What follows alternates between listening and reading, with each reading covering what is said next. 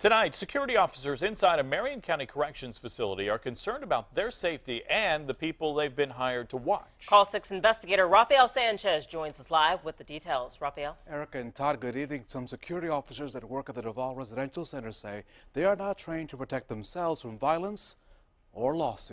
I know stuff, but that's not the stuff that I should be using in a confrontation at the workplace I work at. Tony Young is a wrestling coach who wrestles with how to deal with unruly residents at the Duval Residential Center. He's frustrated. Young says he lacks basic self-defense training, which will protect him and taxpayers from a frivolous lawsuit. They know they haven't given us that training, but they'll tell you you're going to get that training when you get there. And you're still waiting. Still waiting. Young has worked at Duval since 2010. His employer is Securitex. The Chicago-based company provides the security guards at the Work Release Center. It's mainly for nonviolent men who can leave to work or attend school while under court supervision. The Call 6 investigators reviewed months of discipline records for people who called this place home.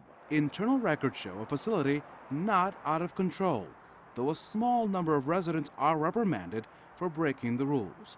We recently spoke with other guards who left Securitex, expressing concern about high employee turnover and having to buy their own handcuffs and not being trained on how to use them. Stephen Woods was surprised that as a former sandwich delivery driver, he was made into a sergeant over people with more experience. You kind of just shadow and learn what you can. If something doesn't come up, you don't get trained on it. Securitex's president had this to say: the company meets the training standard requirements set by our contracts. In some instances, we raise the bar and go above and beyond the training required, adding, all of our security personnel use best practices in carrying out the performance of their duties. The company also blames the complaints on a group seeking to unionize the employees.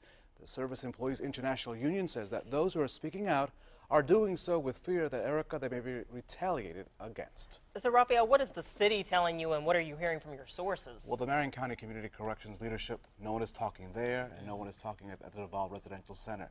As far as sources are telling me is that, of course, they're concerned to hear these complaints, but really nothing they can do because the contract with Securitex does not expire until July of 2013.